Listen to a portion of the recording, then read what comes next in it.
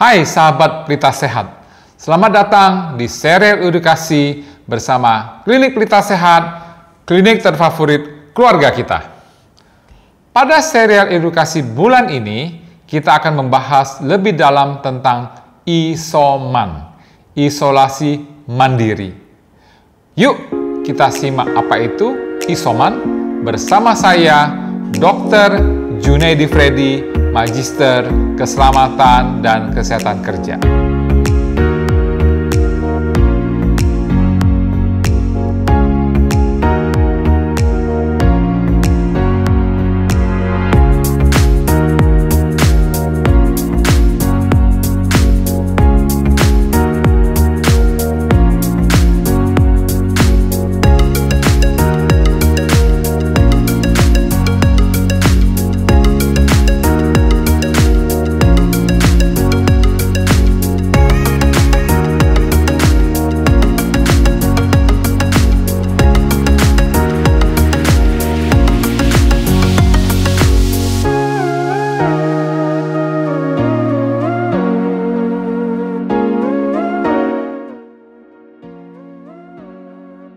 Dok, siapa saja ya yang harus isolasi mandiri?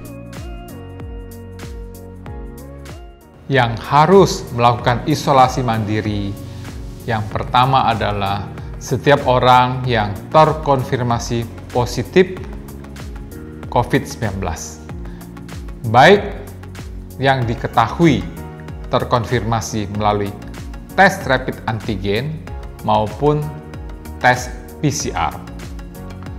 Itu yang pertama yang harus isolasi mandiri. Yang kedua adalah, walaupun belum tes antigen dan juga belum tes PCR, tetapi orang tersebut mempunyai riwayat kontak erat dengan orang yang terkonfirmasi positif, ini juga harus melakukan isolasi mandiri. Ya. Jadi ada dua kriteria yang mesti isolasi mandiri. Baik yang terkonfirmasi secara tes maupun yang belum terkonfirmasi secara tes tetapi punya riwayat kontak erat. Lalu, mengapa kita perlu isoman ya, Dok? Ya, perlu isoman pertama supaya tidak menularkan ke orang lain. Itu tujuan utamanya. Ya. Yang kedua adalah supaya kita lebih fokus terhadap perjalanan penyakit, proses perjalanan penyakit dari penyakit akibat COVID-19 itu sendiri. Ya, sehingga kita tahu pada fase apa kita berada. Ya, demikian. Lalu, berapa lama ya, Dok, kita harus isoman? Kita harus isoman antara 10 hari sampai 14 hari.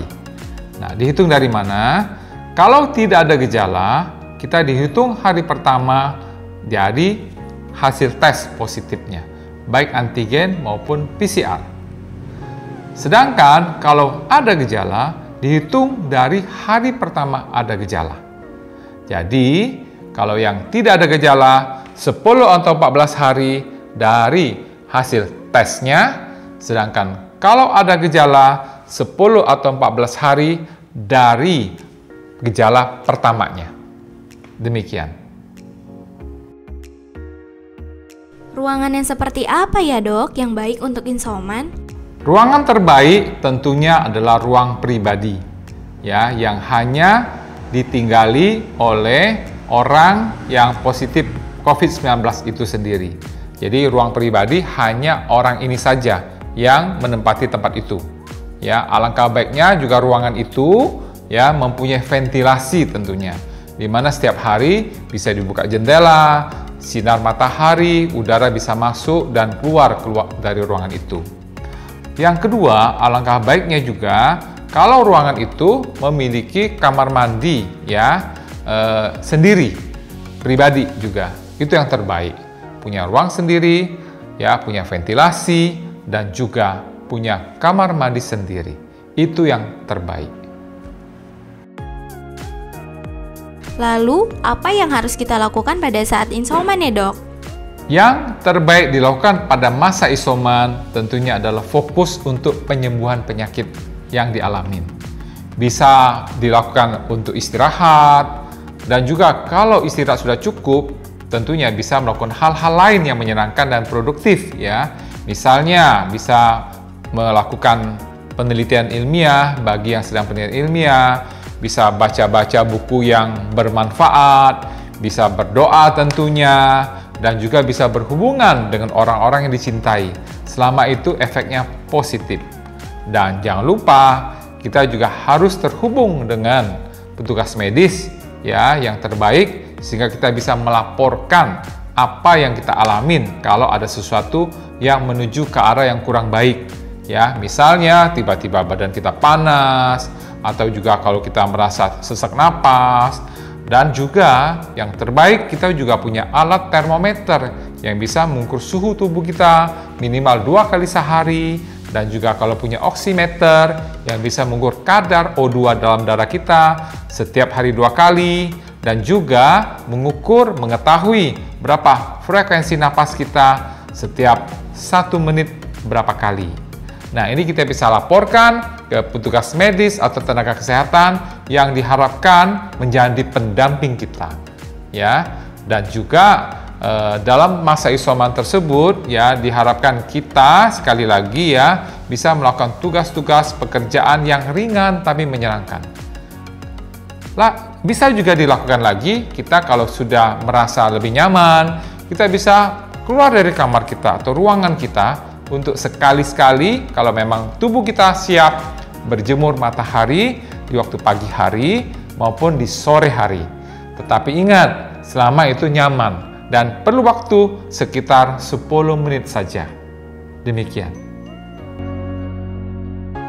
Jika sudah selesai isoman, apakah perlu PCR atau antigen lagi?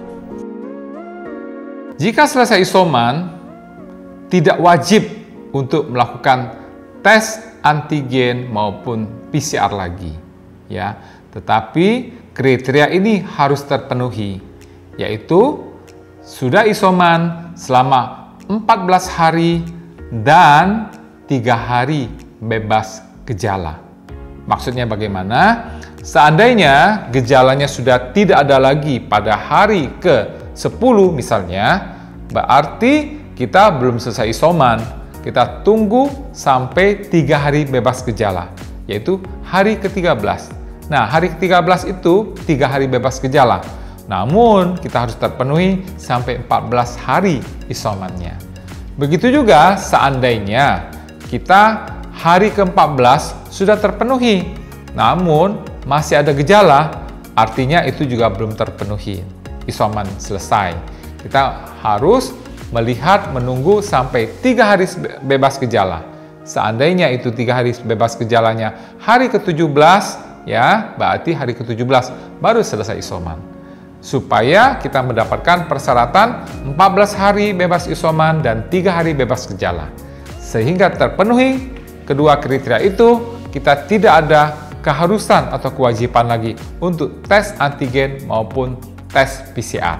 Namun jika dirasa ingin melakukan, dipersilakan saja. Itu tentunya lebih baik. Sahabat Pelita Sehat yang kami hormati dan kami cintai. Pada saat ini, pandemi COVID-19 masih belum berakhir, bahkan semakin parah. Oleh karena itu, kami menghimbau agar semua sahabat Pelita Sehat beserta keluarganya selalu ingat melaksanakan protokol kesehatan yang ada, yaitu 6M dan 3T. Mencuci tangan, memakai masker, menjaga jarak. Itu 3M yang pertama. 3M yang kedua adalah menghindari kerumunan, mengurangi mobilitas, dan melaksanakan vaksinasi. Ya, semoga 6M ini bisa menjaga kita terhindar dari penyakit akibat virus COVID-19. Dan 3T. Ya, T yang pertama adalah tes. Ya, kita tes apakah kita positif atau negatif. kemudian tracing. Bagi yang andai yang terkena, kita mesti melakukan tracing, sudah pernah berhubungan dengan siapa saja, dan yang terakhir adalah treatment, pengobatan.